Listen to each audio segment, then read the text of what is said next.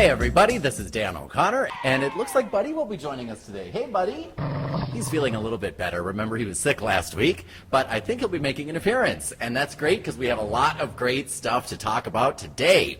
We're going to be talking about some meeting rules because we haven't talked about meetings yet, and if you can properly organize and run a meeting, that speaks volumes about your professional communication skills. We're going to be talking about dealing with the constant critic and some strategies that we can implement to not become the constant critic. We're going to have a new segment this week, which is our mail call section. So we're going to be answering some questions, well, a question from a viewer, and please remember to submit your questions for the future. And of course, our principle of the week. So with all that great stuff, let's get started. I'd like to begin this week talking about a fantastic strategy that you can implement to really boost your professional communication image the next time you are in charge of calling or running a meeting. These are the 12 essential rules for anyone calling or running a meeting. Are you ready for the meeting rules?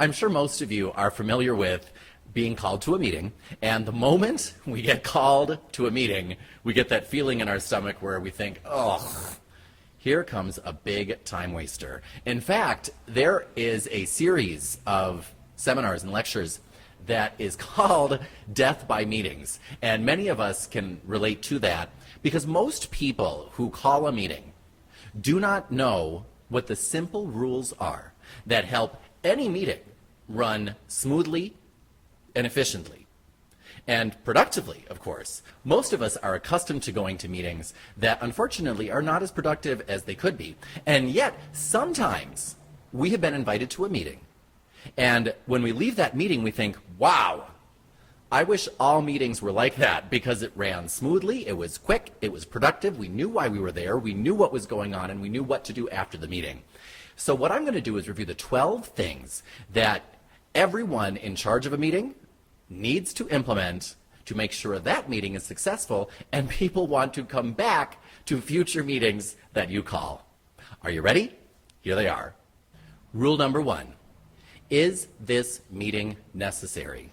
Ask yourself that question. Do you really need to call this meeting? Or could whatever it is that you're trying to accomplish be easily accomplished by a quick phone call, a chat, an email? If whatever it is that you want to accomplish can be accomplished by some other means, then it should be accomplished by some other means. Meetings should only be held when you need to sit down with people, preferably face-to-face, to solve a problem, discuss an issue, and get people's ideas right there to then solve some type of problem.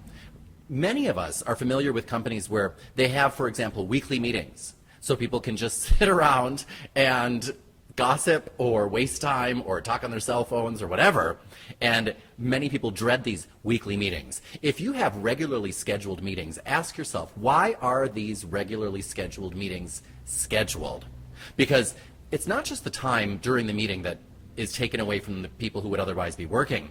It's the time before the meeting, after the meeting, and it's the time that it takes for our brain to stop focusing on whatever we were focusing on before the meeting and then ramp up after the meeting and get to the same place where we were before that meeting. You know, our brain waves are on a certain level when we are deeply focused in a project, when we are totally there in the moment.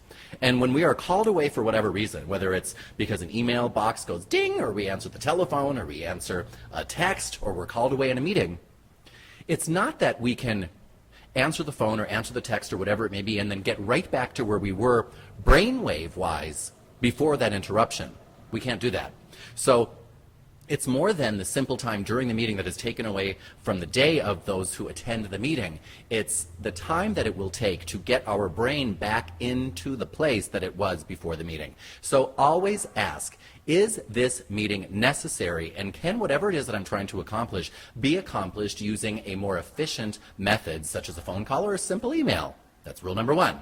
Rule number 2, every meeting needs a purpose, meaning you should be able to have an agenda that you send those who are invited to the meeting before the meeting so that everybody knows going into the meeting what is the purpose. For example, the purpose of this meeting is we're going to discuss the challenges that we've been having in the accounting department and how we're going to fix it, who's going to fix it, and what the deadline is to fix it. So every meeting needs to have a very clear purpose and an agenda. And then remember, when you're in the meeting, anything that is not on the agenda, unless you have scheduled time for various items that come up during the meeting or unexpected items, if it is not on the agenda, it cannot be discussed during the meeting unless it's during a time slot that was specifically budgeted for extra issues that weren't on the agenda. If you adhere to certain rules, your meetings will be transformed. These are the rules. Rule number 3, do not schedule more time than you need. Many times meetings are scheduled for an hour or for a half an hour, and that's just a number that's been plucked out of the air by the person who scheduled the meeting. You should budget how much time it's going to take to discuss the issues, solve the issues, whatever it is, and only that amount of time should be scheduled for the meeting, be it 15 minutes, 20 minutes, whatever. And when you start that process, you may find that you have extra minutes left over at the end. So you can call the meeting off early, that's fine. But you will also find sometimes that you don't have enough time during the meeting to discuss whatever it is that you came there to discuss or solve whatever problem you came there to solve. And that's fine because it will help you then know how much time it really takes to do whatever it is that you're trying to accomplish during these meetings. So if you run out of time the first time and then you schedule an extra 5 or 10 minutes the next time, you eventually will find that sweet spot where you're scheduling the right amount of time to do whatever it is that you're trying to do during these meetings. You should not schedule any more or less time than it's going to take to do precisely whatever it is that you're trying to accomplish during that meeting. Rule number 4, start on time, end on time. Remember, when someone comes to a meeting late, they are not allowed in. That's the rule. Unless, of course, it's your boss. You can always let the boss in late. But you do not start on time, you do not start late, and you do not end late. Once it is time to end the meeting, if you have not yet accomplished whatever it is that you're there to accomplish, you can always say, well, it looks like we have run out of time, so what I'm going to do is schedule a follow-up meeting. I'll let everybody here know when that is so that we can continue this conversation, so that we can solve this problem, whatever it may be.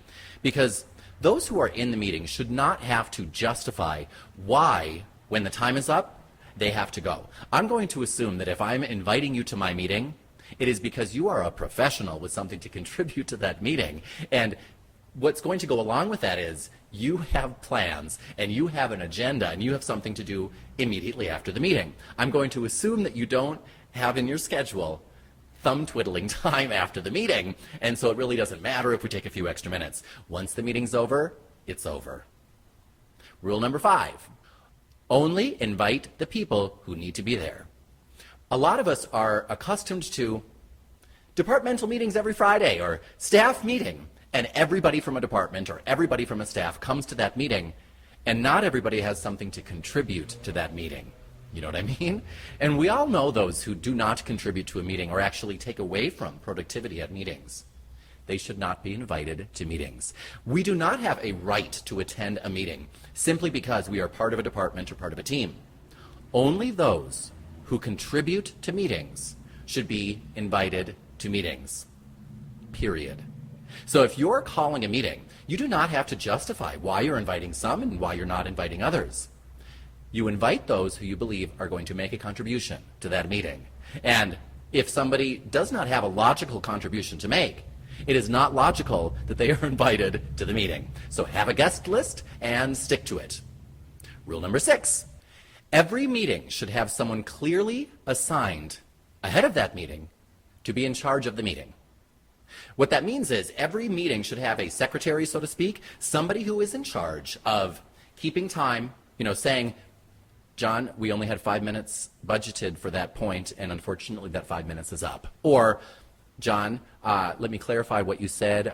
Did you mean to say that you're going to be in charge of that project? What time should I expect it in? What's the deadline? Someone should be in charge of note-taking during the meeting. And generally that person who's in charge of taking notes is also in charge of keeping time, keeping people on track, organizing the meeting. That does not need to be the person who calls the meeting. There can be the meeting organizer and then the meeting secretary, but there needs to be a secretary. Rule number 7, set an agenda and stick to that agenda. So if you had 3 things that you needed to accomplish during a meeting, and the meeting were half an hour, let's say, you have to have 10 minutes budgeted to one thing, 10 minutes budgeted to the other, and 10 minutes budgeted to the other. Now let's say, maybe you know ahead of time, I'm going to budget 20 minutes for this, and 5 minutes for this, and 5 minutes for that. That's fine. But everything in a meeting should have a time attached to it, a time of, a value of time. How much time are you going to spend on this topic?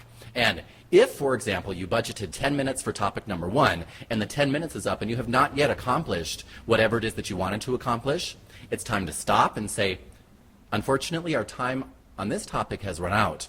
However, if we have extra minutes at the end of the meeting, we can come back and readdress this. If not, we'll have to readdress it in the future. Maybe it's, again, during an email, maybe it's in a follow-up phone call, but once the time is up on any topic during meeting, you must stop there. Again, you can always schedule time in a meeting to discuss things that came up during the meeting, or things that maybe, extra time that you can always cut off and let people go early if there is no need for that time.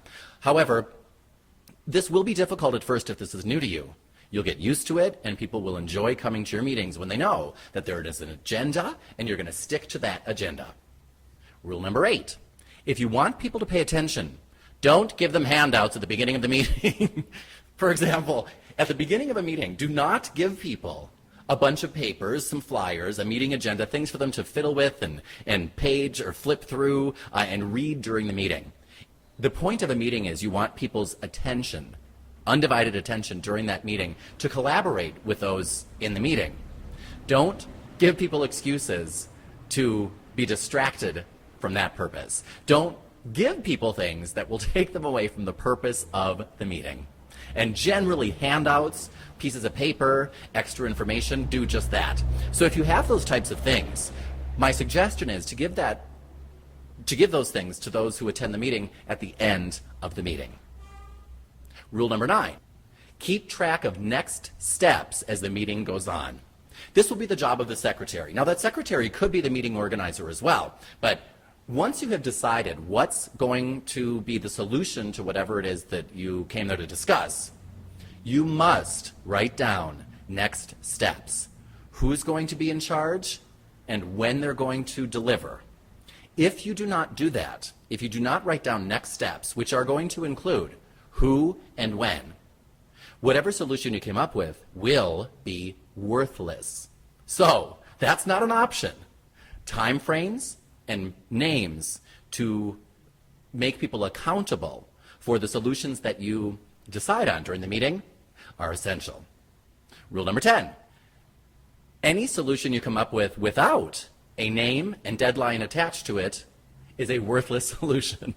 Now, I threw that in on number 10 to emphasize number 9, that you must always have who is going to follow up on this and when are they going to follow up.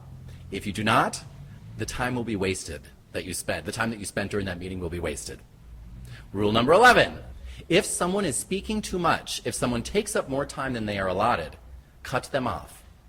The person who is in charge of the meeting or the secretary needs to be the timekeeper. However, you can always, of course, have a timekeeper. Some people have 3 people, or some meetings have 3 core people. There's the meeting organizer, there's the secretary, and there's the timekeeper. And the timekeeper must ensure that things are staying on track. Sometimes it's a good idea to give people a set amount of time to speak on an issue, like we do in debates. So you could say, all right, you have 30 seconds on this, you have 1 minute to respond to that, you have 2 minutes, and if someone goes over their time, they're cut off. That's it. Or if you just realize that someone is monopolizing a meeting, it is you do not have specific time frames that each person can speak on an issue, it will be up to the timekeeper to say, John, we need to be moving along from this topic, or I need to get some other ideas from other people on this topic. And you need to cut people off when they are monopolizing time during a meeting. And rule number 12, if the meeting goes off topic, it is required that you bring it back on topic.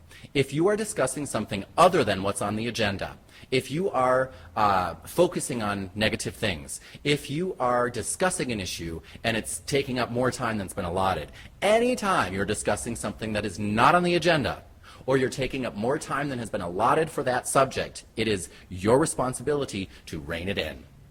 If you implement those 12 meeting rules, you won't believe how they can transform your meetings. And my number one suggestion that will help you implement those rules is print them out. And if you are going to have just one thing that you give people during meetings, it should be a copy of the meeting rules. And those meeting rules should be posted on the wall. Everybody should be aware of them. If you need to send out an email beforehand and say, hey guys, we're really trying to make our meetings more productive for you. So therefore, we're going to be implementing these simple rules. I wanted to give you all a heads up, and I look forward to the next meeting. Everyone needs to see these rules, and they need to be posted around so that during the meeting, if you do go off topic, it is much easier to get back on topic or to follow the rules when you can simply say, John, unfortunately we have to abide by rule number 7. Or, John, it seems like we're not following rule number 6, so I'd like to get back on topic. Whatever it is that you're not adhering to, if it's posted there for everybody to see, it's much easier to say, hey, heads up, we're not doing rule number 2, let's get back on course. With those 12 meeting rules, you will be seen as a meeting master if you are the one who implements them. So, take them and enjoy your new fame as the meeting master of your organization.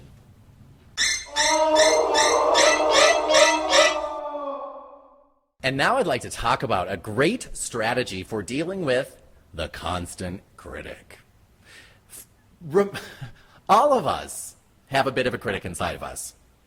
But we all know somebody who's a constant critic. And a constant critic is that person who feels as though it's his or her job to look for things to criticize, meaning the balance of the positive contributions versus the negative contributions they make is a little out of whack.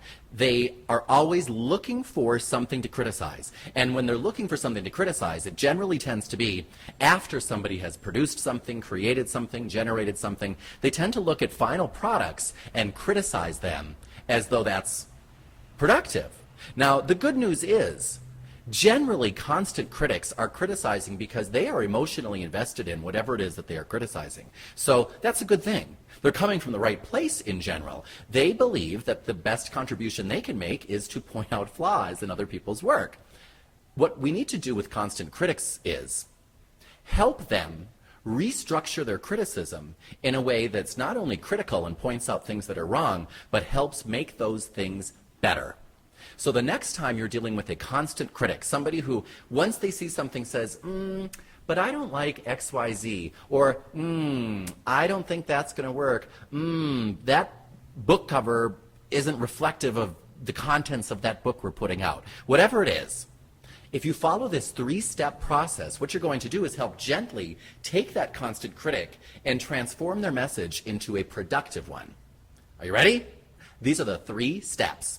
Step number 1, when you hear a constant critic criticize something, for example, let's say you're in a meeting and your company's putting out a new manual on communication skills, and that manual had a cover created for it, and the constant critic says, ugh, that cover is ridiculous. I don't think that it represents our level of professionalism at all. Step number 1, validate what they say. So for example, all right, Gene, what I'm hearing is that you don't believe that the cover of this manual is reflective of our level of professionalism. Is that correct? And they'll say, that's right. Step number 2 then is to ask a solution-focused question. And a solution-focused question for the constant critic is going to be one of 2 things. Either, well, tell me, what do you believe needs to be done to get XYZ to where you believe it should be? Or, if you have the solution and you know what it is, for example, if you're talking about the book cover, well, all right, it would take approximately 5 to 6 hours working with the designers and the copywriters to solve that book cover problem. Once you offer the solution or ask, what do you believe the solution should be? Step number 3 is to ask the critic to commit to that solution. For example, all right, are you willing to spend those hours working with the designers and copywriters to get that cover to where you believe it should be? Or, for example, all right, would you be willing to stay after work a few hours then to help the asphalt crew fill in those potholes in the parking lot? Or, All right, now that we know what the solution is, are you willing to provide that solution? Are you willing to contribute to that solution? So step number one is you validate what they say. All right, critic, if I'm hearing this correctly, you believe XYZ, is that correct? Step number two, all right, well, what do you believe needs to be done to help solve that issue? Or, well, I can tell you to solve that issue, XYZ needs to be done. Offering something solution-based or asking a solution-based question. Then step number three, ask them to commit to that solution. All right, then am I understanding you correctly that you're willing to do XYZ?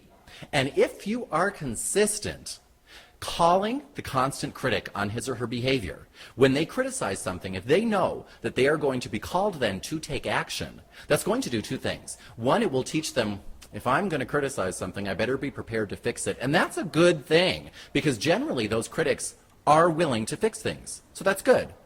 And if they're not willing to fix things, what's going to happen is they're going to be more likely to keep it zipped in the future because they realize if they say something, they might have to contribute. And I'd like to remind everybody that if you're going to offer criticism, the best way to offer criticism in a way that will be well received by others is at the time you offer the criticism, you offer the solution. For example, I don't believe that cover is up to our level of professional standards. What would you think if I took a few hours and worked with the designers to help them come up with something in collaboration with the copywriters that is really reflective of our mission and our level of professional service?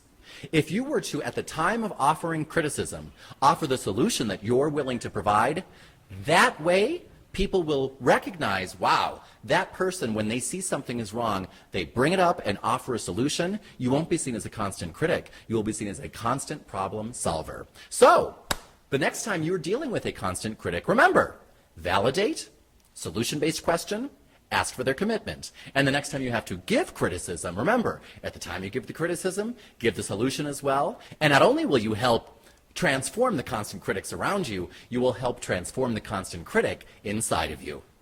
And now it's time for mail call, mail call, mail call, mail call, mail call. I'd like to start a new segment where I answer our fellow savvy communicators' questions right here on this forum, and I would like to get your feedback and get your questions as well. So here is our first question. This is, I'm going to call him Kay from K-Town. And Kay writes, it hurts me to say, but it's true. My grandfather is a drunk. When he first gets home from work, he's the most loving and compassionate person I know. We can talk for hours about the news, politics, and sports, you name it, and we can talk about it. That's the sort of relationship we have. We are each other's best friends. I was my grandmother's best friend. But after 10 years of beers, but after 10 beers, or around 7 o'clock, he gets drunk and starts becoming very impatient and hard to talk to. If we disagree on something, he gets frustrated and will lecture me as if I'm 16 again. When this happens, I literally feel every ounce of anger has been sucked from my body, and all I can do is sit and stare into space.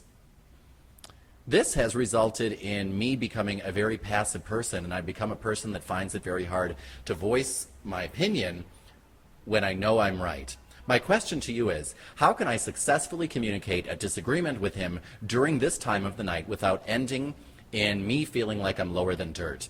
Communication is the greatest tool in any relationship, and it hurts me to know that I lose it with him every night around 7, and it's even worse on his days off. What are some magic phrases that I can use to talk to him during this state so he doesn't get verbally aggressive? Well, my answer to Kay from K-Town is, hey Kay, there is no strategy that you can use to have a sane conversation with an insane person. There is none. My suggestion is this. Of course, we can't judge people for their weaknesses, and alcoholism is your grandfather's weakness. It doesn't change who he is, but the fact is that he is not who he is once he starts drinking. What would be best for both of you is the moment he starts drinking to completely remove yourself from the situation. Period. You leave. And you can do that with kindness. You can say something such as, well, it's time for me to start on my homework. Well, I'm going to go chat with my friends. Well, I have some other things to do. But you will never, ever, ever, ever, ever, ever, ever, ever, ever, ever find a way to have a sane conversation with an insane person. And once your grandfather starts drinking, unfortunately, he's insane. So that is the answer, and there is no two ways about it. I've had many people, the reason I chose this one is I've had many people ask me, how can I deal with this person when they're in this state? Whether it's because they're in a psychotic rage, or they're drunk, or they're on drugs, or whatever it may be, what should I do during those times? I've had people ask me. You leave. There is no way to have a sane conversation with an insane person. I was thinking about making it the principle of the week, but I have a really good principle of the week, so I'm not going to. But do remember, what I told Kay from K-Town was value the time that you have when he's sober and focus on that because that's real. Anything else is not real. So don't try to make it real and have an insane conversation with an insane person. Remove yourself from the situation and remember that the only real times that you should cherish and remember are those times when he hasn't been drinking, and that's what you should focus on and carry with you. So that is your answer, Kay, and that is the answer to anyone who's thinking of asking, but how can I communicate effectively with this person when they're in this state? If the state is insanity, you cannot have a sane conversation with an insane person. And that said, now it's time for our principle of the week. Communication principle of the week. Our principle of the week is, sometimes you just have to say it out loud. And what this means is, I'd like you to think about this. We all carry things inside of us, and whatever you have on the inside will come out and be on the outside. Whatever message it is that you're carrying inside of you, it's going to come out. It's either going to come out at the right time or the wrong time. And it may come out in the right way or the wrong way. But whatever we carry with us inside is eventually going to come out. That's the law. Whatever's in here comes out there in some way. Maybe not in the appropriate way, maybe not in the right way, but we have to get whatever's in us that's bothering us out. Just as when we're filled with love and happiness, that comes out. Whatever's in us comes out of us. That's the way it is. And sometimes we don't say something because we think we're afraid of how it's going to sound, or we have some issue with it, we want to keep it secret, and then it comes out, and the moment we say it, we think differently about what we say. You know, for example, I recently said something like this to somebody in my life. You do not have any right to have any say in my life since you are making no contribution to my life. And the moment I said it, I thought, oh my gosh, that's so ridiculous. This person makes a contribution to my life. I can't believe I just said that. And it wasn't until I said it, I realized that I didn't really feel that way. But it took me saying it to work through it and realize that those feelings that I had that came out in that inappropriate way weren't real. They were convoluted. They were things that I had invented in my brain. And once I said it, that you make no contribution to my life, so you have no say in my life, I realized how ridiculous it was what I was saying. But it kind of took me saying it to realize I don't feel that way at all. You know, like sometimes, you know, we'll say things to people like, you know, somebody who's, if you're very spiritual or religious, you know, we'll get all mad and we'll say, you this, that, and the other, and I don't give a crap what that book says, you know, if we're talking about the Quran or the Bible or whatever it is. And once we say it, it's almost as if we laugh at the end of it and think, I can't believe those words just came out of my mouth. But I needed to say them to realize how ridiculous it was. We are not perfect people. And so we have these emotions mixed with thoughts, because they're very different. You know, we have our thoughts over here and our emotions over there, and they start to get mixed up and convoluted inside of us. And sometimes what it takes is, just like how it's, whatever's in us will eventually come out, sometimes we need to purge. We need to just get whatever it is out to realize how ridiculous it is what we have created on the inside. But once it's out, and it's out there in the air, then we can face it. Sometimes that's what it takes for us to face it, take a good look at it, work through it, and say either, wow, I'm glad I finally said that because it was true and it helped me get out what needed to be said, or Wow, now that I've said that, I not only realize how ridiculous it was to say, I no longer feel that way. But it took me saying it to realize that. So remember this week, when you have something that's inside of you and you can feel something kind of boiling up or bubbling up, the reason we invest in communication skills and strategies is to hopefully help these things come out in the right way at the right time using the right words. But regardless of all of that, if you can just get it out, that's half the process for most of us. And in that process, you can help really analyze what it is that you were thinking and feeling because you're bringing it to light. So remember, it's all going to come out eventually. And sometimes what you need to do is just say it out loud. And that will help you work through whatever it is that was on the inside once you bring it to light. So, remember this week, let it out. Remember, if you're in charge of a meeting, implement those rules. If you can help someone implement those rules, do that. Remember our help that we're going to give the constant critic and what we're going to do the next time we have to criticize. Remember that you cannot have a sane conversation with an insane person. And this is Dan O'Connor. It looks like Buddy is still resting down there. I don't think he's feeling well 100% yet. He had some amoebas. He had some parasites from ticks. He had a couple of ticks, those ticks. But he's on his road to recovery, so you should see him back in action joining us in full force next week when we are on lesson 25. So until then, remember to send in your questions, send in your thoughts. This is Dan O'Connor. I'm here listening, and this is Buddy signing off.